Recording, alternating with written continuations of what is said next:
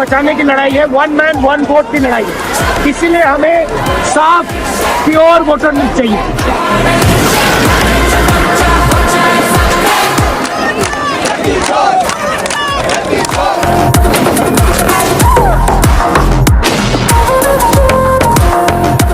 क्या देश का लोकतंत्र खतरे में है?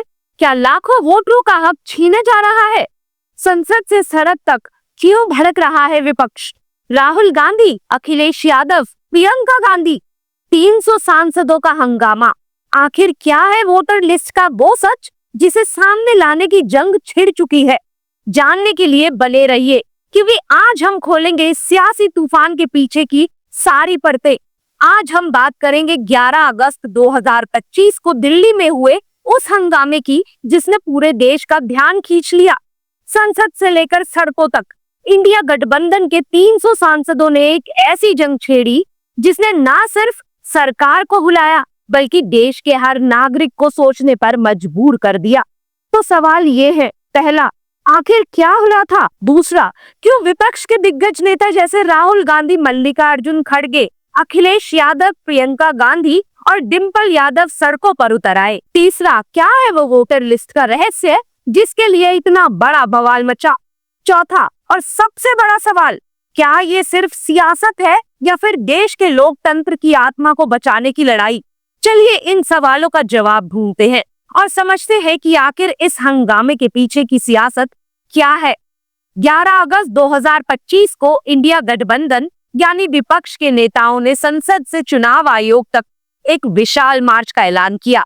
इस मार्च में शामिल थे लगभग 300 सांसद, जिनमें बड़े बड़े नाम थे: राहुल गांधी, मल्लिकार्जुन खड़गे, अखिलेश यादव, प्रियंका गांधी, डिंपल यादव और कई अन्य। ये लोग सिर्फ सांसद नहीं थे बल्कि वो आवाज थे जो देश के लाखों वोटरों के हक की बात उठा रहे थे। लेकिन जैसे ही ये मार्च संसद से शुरू हुआ, दिल्ली पुलिस ने इसे रोक दिया। सांसदों को संसद मार्ग थाने में हिरासत में ले लिया गया। सोचिए, 300 सांसद जिन्हें अधिकतर जनता ने चुना, वो अपनी बात रखने के लिए सड़कों पर उतरे और उन्हें हिरासत में ले लिया गया। ये कोई छोटी बात नहीं है। इस हंगामे में टीएमसी की सांसद मिताली घोष बेहोश हो गई और राहुल गांधी खुद उन्हें अस्पताल ले जाने में मदद करते दिखे। सड़कों पर नारे गूंज रहे थे, मोदी शाह कायर हैं, वोट चोरी बंद करो, एक आदमी एक वोट। नहीं चलेगी, नहीं चलेगी, नहीं चलेगी, नहीं चलेगी, नहीं चलेगी। अरे मोदी शाह कायर है, कायर है, कायर है। अरे मोदी शाह कायर है, कायर है, कायर है। अरे मोदी शाह कायर है, कायर है, कायर है। लोकतंत्र से खेलना बंद करो, बंद करो, बंद करो। लोकतंत्र से खेलना बंद करो, बंद करो, बंद करो। बंद के हत्या करना। ये नारे सिर्फ शब्द नहीं थे बल्कि एक ऐसी मांगे थी जो देश के लोकतंत्र के लिए थी।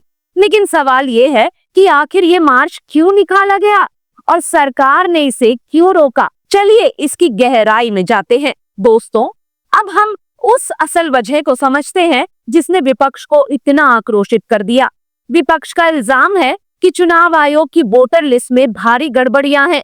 उनका कहना है कि लाखों मतदाताओं के नाम गलत तरीके से वोटर लिस्ट में हटा दिए गए, यानी जिन लोगों को वोट देने का हक था उनका हक छीन लिया गया। राहुल गांधी ने तो एक चौंकाने वाला दावा किया। उन्होंने कहा कि सिर्फ कर्नाटक की महादेवपुरा विधानसभा में ही 1 लाख फर्जी वोट डाले गए और ये धांधली सिर्फ एक जगह नहीं बल्कि पूरे देश में हुई। राहुल का कहना था कि अगर चुनाव पूरी तरह ईमानदारी से हुए होते तो बीजेपी 100 सीटें भी पार न कर पाती। ये एक बहुत बड़ा इल्जाम है जो सीधे सीधे देश के लोकतांत्रिक ढांचे पर सवाल उठाता है। विपक्ष की मांग साफ थी, वोटर लिस्ट में पूरी पारदर्शिता लाई जाए, निष्पक्ष और स्वच्छ चुनाव सुनिश्चित किए जाए, एक आदमी एक वोट का सिद्धांत लागू हो ताकि हर नागरिक का हक सुरक्षित रहे। लेकिन ये सवाल उठता है कि अगर विपक्ष की मांग इतनी जायज थी तो सरकार और चुनाव आयोग ने उन्हें क्यों रोका? पुलिस का कहना था कि चुनाव आयोग ने सिर्फ 3 सांसदों को मिलने की इजाजत दी थी, लेकिन मार्च में 300 सांसद शामिल थे, इसलिए उन्हें रोकना पड़ा। लेकिन क्या ये सिर्फ संख्या का मसला था या इसके पीछे कुछ और सियासत थी? दोस्तों, एक सियासी विश्लेषक की नजर से देखें तो ये पूरा घटनाक्रम सिर्फ वोटर लिस्ट की गड़बड़ी का मसला नहीं है, ये एक बड़ी सियासी जंग का हिस्सा है। विपक्ष जानता है कि 2024 के चुनावों में बीजेपी को कड़ी टक्कर मिली थी। अगर वोटर लिस्ट में गड़बड़ी का मुद्दा उठाया जाए तो ये ना सिर्फ सरकार की छवि को नुकसान पहुंचाएगा, बल्कि अगले चुनावों में विपक्ष को जनता का भरोसा जीतने में मदद मिलेगी।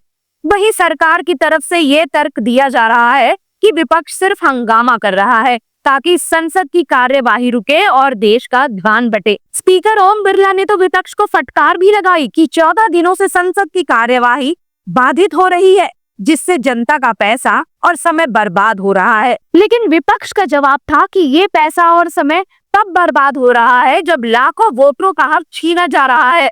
तो क्या ये सिर्फ सियासी ड्रामा है या फिर वाकई में लोकतंत्र खतरे में है? चलिए अब देखते हैं कि संसद के अंदर और बाहर क्या क्या हुआ। अब बात करते हैं उस हंगामे की जो सड़कों से लेकर संसद तक गूंजा। जैसे ही विपक्षी सांसदों को हिरासत से छोड़ा गया, वो फिर संसद पहुंचे और वहां जो हुआ वो किसी सियासी थ्रिलर से कम नहीं था।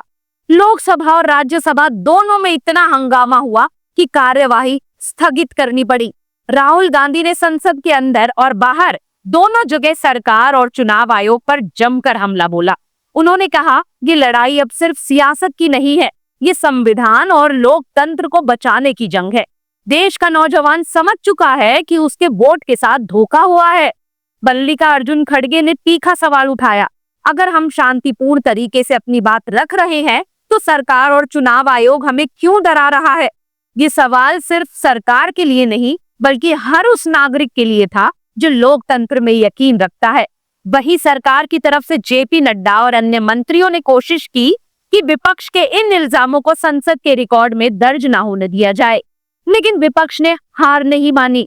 सड़कों पर नारे, संसद में हंगामा और हर तरफ एक ही आवाज, संविधान बचाओ वोट बचाओ।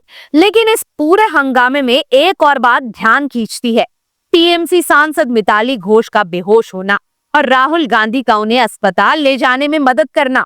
ये दिखाता है कि विपक्ष मुद्दों को तो उठा रहा था बल्कि अपने साथियों के लिए मानवीयता भी दिखा रहा था। विपक्ष का साफ कहना है कि ये मसला सिर्फ बीजेपी का या चुनाव आयोग का नहीं है, ये देश की आत्मा की बात है। संविधान, लोकतंत्र और हर नागरिक के वोट के हक की बात है।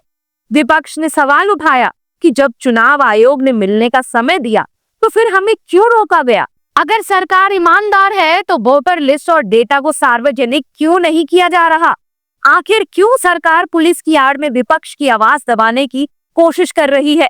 विपक्ष का कहना है कि वो गांधीवादी और अहिंसक तरीके से इस आंदोलन को जारी रखेंगे जब तक कि वोट चोरी और फर्जीवाड़ा पूरी तरह बंद नहीं हो जाता। ये मार्च सिर्फ वोटर लिस्ट की गड़बड़ी का मसला नहीं है, ये एक सियासी मास्टर स्ट्रोक भी है। विपक्ष ने मार्च के जरिए न सिर्फ सरकार को घेरा बल्कि जनता के बीच एक बड़ा संदेश भी भेजा।